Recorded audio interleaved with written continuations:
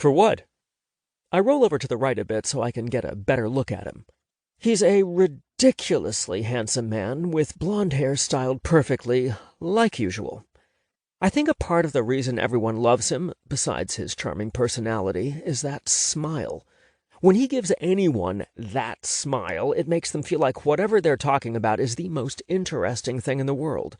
And I'm lucky enough that he makes me feel like that every day. For being annoying, I decide.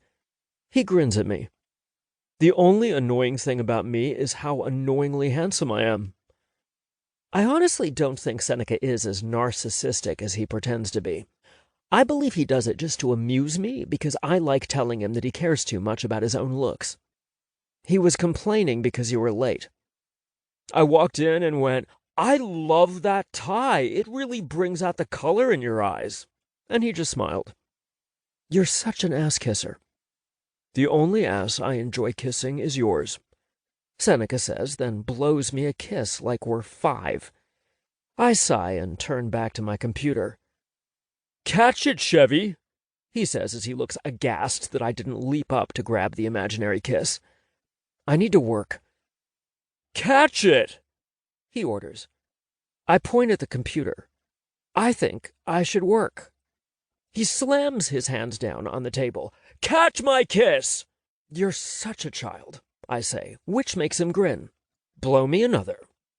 Seneca kisses his hand and then blows it toward me. I catch it and scrape it off my hand into the trash. He stares at me in shock as I try not to grin. "You did not!" I did. I'm trying unbelievably hard not to grin at the look of horror on his face. He gets out of his chair and comes around to my side. "Take it out of the trash!" "No," I say as my grin escapes. "Go away, get work done." He picks up my empty trash can and holds it in front of me. "Look at it! Look at it in there!" I push my chair away from him. "I refuse," I say as he continues moving toward me until he has me backed into a corner. He climbs onto the chair I'm sitting in while holding the trash can under his arm like a football. "Take my love!" "Get off! You're gonna break my chair," I say, since it's clearly not meant for 2 grown men. The chair is so shitty it's not really meant for 1 grown man. "Was it not a good enough kiss? Do you only take kisses straight from the source?" he asks as he looks down at me, knees on either side of my legs. While I'd love to have him in this exact position at home, I'm not positive that this moment is the right time. But maybe I'll let myself enjoy it a tiny bit. No kisses allowed during work hours. Seneca makes a show of licking his lips until they're wet before leaning in, and I regret thinking that I enjoy him on my lap. "Give me a kiss." "Gross, do some work. We don't have anything to do. You haven't even turned on your computer yet," I say as I press myself as far into the chair as I can in case he charms me into submitting to him. "Kiss first," he says as he licks his lips again. That's the moment when the chair decides to give up on life. Suddenly I'm falling as the bottom of the chair tilts and throws me onto the ground with Seneca and the trash can landing on top of me. "You broke my chair," I say as he lies on me like he has no control over his own body weight. He's basically crushing me by refusing to hold himself up while still clutching the trash can.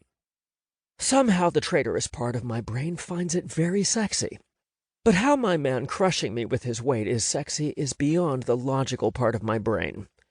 "If you wanted me on top of you so badly, you should have just told me," he says. And now, since I have nowhere to run, he gives me a gentle peck on the lips. "There we go. All better now." The traitorous part of my body is back, more than eager for the kiss to be a little something more, but it's in a fight with a logical part that is trying to remind me we're at work.